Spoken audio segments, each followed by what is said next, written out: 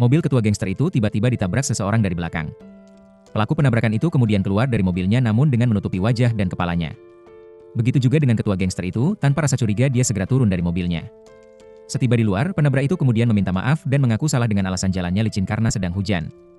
Setelah mengecek keadaan mobilnya yang hanya menimbulkan sedikit lecet di bagian belakang, ketua gangster itu kemudian menyuruh si penabrak itu untuk pergi dan untuk berhati-hati saat mengemudi. Namun saat ketua gangster hendak masuk ke dalam mobilnya, tiba-tiba si penabrak itu menyerangnya dari belakang menggunakan pisau. Ketua gangster itu terkena beberapa kali tusukan pisau. Tidak tinggal diam, ketua gangster itu pun akhirnya melawan yang membuat si penabrak itu juga terluka.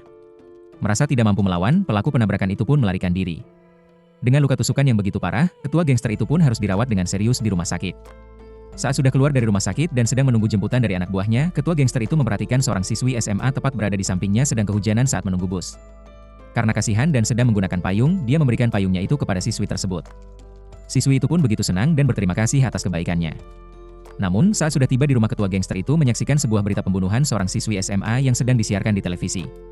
Saat melihat berita tersebut, dia sangat terkejut ketika melihat sebuah payung yang ada di lokasi pembunuhan itu.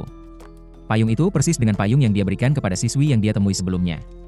Berkat komunikasinya dengan polisi, ketua gangster itu mendapatkan informasi bahwa pelaku penyerangan kepadanya malam itu sama dengan pelaku pembunuhan terhadap siswa SMA tersebut yang dilakukan oleh seorang psikopat.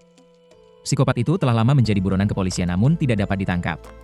Setelah mengetahui semua informasi tentang pelaku pembunuhan itu dengan emosi yang berapi-api, ketua gangster itu kemudian mengumpulkan semua anak buahnya untuk mencari keberadaan psikopat tersebut. Berkat kekuasaan dan jaringan yang sangat luas yang dimilikinya, tanpa waktu lama mereka langsung menemukan dan menangkap psikopat itu. Ketua gangster itu pun dengan sangat kejam menyiksanya.